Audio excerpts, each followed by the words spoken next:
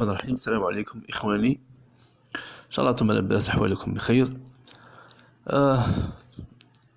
حبيت نشوفكم تقرير صحفي تاع فرانس 24 هذا. Migrants refoulés d'Algérie, des milliers de personnes bloquées dans le nord du Niger. هذا الفيديو ديروه عنده 6 أيام فقط. 6 أيام. تابعوا إخواني أخواتي.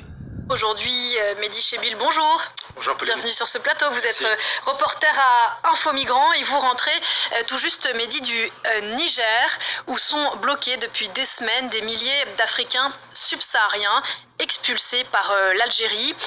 C'est une région à laquelle des reporters ont très rarement accès et vous venez nous raconter ce que vous avez vu sur place. On va le voir sur une carte pour commencer. C'est important de savoir où est-ce qu'on est. On est autour d'une ville qui s'appelle Assamaka. Vous avez rencontré sur place de nombreux refoulés d'Algérie. Que vous ont-ils raconté?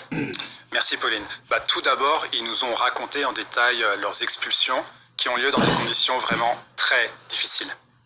Il y a deux choses qui m'ont marqué dans ces expulsions. C'est d'abord le caractère soudain.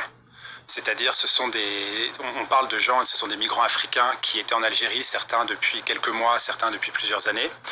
Tous travaillaient et ils ont été vraiment saisis dans leur quotidien, raflés, soit dans la rue, dans un restaurant au moment où ils déjeunaient. Ça pouvait être également à leur domicile, les policiers qui arrivent, qui frappent à la porte, qui les embarquent aussitôt, mais également très souvent justement sur leur lieu de travail. Ils nous parlent d'une véritable chasse à l'homme. Et une fois qu'ils ont été arrêtés, ils sont déportés vers un centre de refoulement à 1900 km au sud d'Alger, depuis lequel ils sont ensuite déportés vers le Niger. La deuxième chose qui m'a frappé dans ces récits d'expulsion, c'est le fait que les policiers algériens leur confisquent à chaque fois leur argent et leur téléphone. Les téléphones, c'est très important pour les migrants. C'est avec ça qu'ils restent en contact avec leur famille, avec leur réseau, avec leur patron également. Une fois au centre de refoulement de Tamanrasset, ils sont envoyés à la frontière avec le Niger. C'est un endroit qu'on appelle le point zéro. C'est un lieu désertique en fait. Il n'y a absolument rien à proximité. Ils sont abandonnés dans cet endroit désertique et ils doivent se débrouiller pour rejoindre le premier village, le premier point de chute en territoire nigérien qui est justement le village d'Assamaka. C'est vraiment un tout petit village. Et de là, ils nous racontent les conditions difficiles de vie à Assamaka. En quelques mots, ces personnes ne savent pas pourquoi, à un moment donné, elles sont expulsées Elles d'Algérie. n'en ont absolument aucune idée. J'ajoute que certaines d'entre elles m'ont dit avoir leurs papiers en règle. Les policiers ne regardent même pas les cachets dans leur passeport. Mais certains d'entre elles, vous le disiez, travaillaient en Algérie. Ils sont en train de travailler. Et juste quelque chose qui m'a marqué aussi, c'est que j'ai vu des personnes avec leurs bottes de chantier. Donc les policiers sont arrivés sur le chantier, ils les ont embarqués et en quelques heures, en fait, leur vie bascule. Et c'est ça qui est impressionnant. Alors vous le disiez, vous êtes rendu dans cet endroit, autour de ce village qui s'appelle Assamaka. Qu'est-ce que vous avez vu? Quelle est la situation sur place? La situation à Assamaka, je vous le cache pas, elle est très tendue.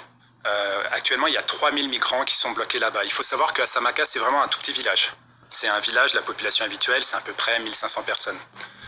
Ça signifie qu'aujourd'hui, les migrants dorment à la belle étoile, ils s'abritent comme ils peuvent, avec des couvertures, à l'abri du vent. On est vraiment au cœur du Sahara et dans le désert, les nuits sont très fraîches. Donc ça entraîne aussi des soucis au niveau des distributions de nourriture, de médicaments. Beaucoup d'entre eux nous ont dit, voilà, en fait, on n'a pas assez de couverture, on n'a pas assez de nourriture, on n'a pas assez de médicaments. Un deuxième aspect très important à Assamaka, qui m'a vraiment marqué, c'est l'isolement du lieu. On est donc, encore une fois, dans un petit village. Toutes les pistes qui y mènent sont dans un très mauvais état. Donc c'est plusieurs heures de 4x4 pour se déplacer à chaque fois, dans des conditions sécuritaires compliquées, parce qu'il y a beaucoup de bandits, de coupeurs de route, il y a une criminalité assez galopante, ce qui amène notamment les commerçants à utiliser des escortes militaires pour se déplacer. Un autre aspect important de l'isolement d'Assamaka, c'est les télécommunications. Donc quand vous êtes à Assamaka, vous regardez votre téléphone portable, vous n'avez pas de réseau nigérien. Ça c'est compliqué pour les migrants qui évidemment se sont déjà fait confisquer leur téléphone, mais voilà, ils n'ont pas accès aux télécommunications. C'est quelque chose de très marquant et ça rend leur attente beaucoup plus difficile. dans leur vie quotidienne. Et on voit sur le plateau les photos que vous avez prises de ces familles, j'imagine que, enfin, de ces migrants que vous avez rencontrés et qui se retrouvent donc bloqués. Alors on le disait tout à l'heure, ce n'est pas la première fois que l'Algérie expulse des migrants subsahariens vers le Niger, mais pourquoi est-ce que là, vous le disiez, 3000 personnes bloquées dans ce petit village, pourquoi sont-ils bloqués spécifiquement en ce moment? Alors il y a plusieurs raisons. La première, c'est que les vagues d'expulsion se sont accélérées récemment, ces dernières semaines. Ça, tout le monde nous l'a dit. Et ce qui est important de garder à l'esprit, c'est que les autorités algériennes ne se coordonnent pas du tout avec les autorités nigériennes. Il n'y a pas de préavis, donc il n'y a aucun moyen de s'organiser en amont pour gérer ce flux de personnes. Ensuite, et là on va parler du rapatriement de ces personnes qui sont bloquées, il y a une dégradation sécuritaire générale dans la région. On m'a expliqué par exemple que des convois terrestres qui devaient évacuer des ressortissants nigérians qui étaient bloqués ont été annulés suite justement à des problèmes sécuritaires dans le nord du Nigeria. Et enfin, ici il y a aussi un problème consulaire important. Donc comme je le disais au départ, il y a une dizaine de nationalités représentées, de personnes d'Afrique subsaharienne. Pour chaque ressortissant d'une nationalité différente, c'est une ambassade différente qui fixe les conditions pour émettre un laissez-passer. Et parfois, c'est des conditions assez compliquées. Ça peut être des données, des formulaires très fournis, ça peut être des tests PCR, des exigences de vaccination Covid. Tout ça ralentit le flux. Donc, en résumé, on a d'un côté les expulsions qui s'accélèrent, de l'autre côté, un blocage dans les centres de transit qui permet le rapatriement de ces gens-là, de ces migrants. Ça fait qu'aujourd'hui, on a un blocage effectivement à Samaka, 3000 personnes dans des conditions de promiscuité, ce qui fait dire à certaines organisations, certaines ONG, qu'on pourrait faire face à une crise humanitaire si cette situation ne se débloque pas rapidement. Dans ce désert du nord-ouest du Niger. Merci beaucoup Mehdi Chebbi d'être venu nous présenter. السلام عليكم إخواني أخواتي. كما سمعتوا هذا الفيديو عنده 6 أيام فقط، 6 أيام. هذه قناة فرنسية تهضر على أن الجزائر بدات ترحيل الأفارقة، يعني في الحدود ما بين النيجر والجزائر، في قرية في فيلاج سموه أساماكا، وهذا فيلاج أساماكا بعيد على الجزائر ب15 كيلو، والجزائر يعني من الحدود تاعها تبعثهم يعني يمشوا حتى الأساماكا يمشوا 15 كيلو. كما تلاحظون إخواني أخواتي، الجزائر كل ما ترحل يجي يحلوا فمهم فرنسا يغيظوهم الأفارقة. بصح فرنسا السؤال الذي يطرح، فرنسا كي ترحل الجزائريين هي كي ترحل المهاجرين، علاه ما يهضروش معاها؟ يعني علاه ما كاش اللي يهضر معاها؟ بصح الجزائر كي ترحل كاع يحلوا فمهم، وحقوق الإنسان ومنظمات دولية وتمسخير وهذا زيادة على ذلك. في اليونان المهاجرين هذوك اللي راهم يجوا من تركيا والسوريين وغير ذلك، راهي تقتل فيهم بأسلحة وتعذب فيهم وديروا فيهم التير، على ما يهضروش عليهم، هذوك يسكتوا يضربوا الناح عليهم. بصح كي الجزائر كي تبدا ترحل في الأفارقة بداو يحلوا كاع فمهم، والجزائر طلقتهم في الصحراء، والجزائر ما قامتش بهم والشنهي والتمسخير. أنا نقول لك صراحة يلزم يبدا هذا الترحيل، ويعني كي يبدا الترحيل شيء جيد.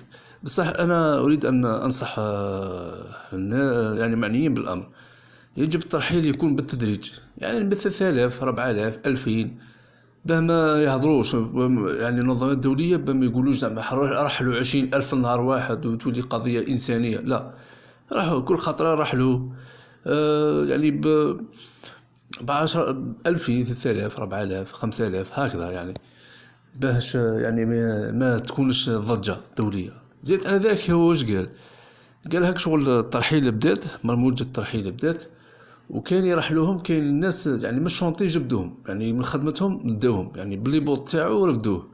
شيء جيد هذو تاع الشونطي اللي راهم يديروا مشاكل، خصوصا هذوك الجماعة اللي كانوا يعني اللي كانوا يتمسخروا، اللي كانوا يعذبوا في الجزائري، يعني هذوك يلزم يخلصوها غالي، يلزم يصيدوهم ويدوهم ديريكت اكسبيلسيون ديريكت، يعني يلزم هذه هي الصرامة، كاش تمسخير.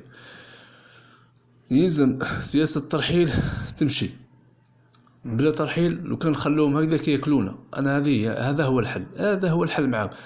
إسرائيل وكانت ترحل فيهم، إسرائيل دولة صهيونية وراهي كانت تترحل فيهم، روحوا تشوفوا فيديوهات ولا واحد يهضر معهم.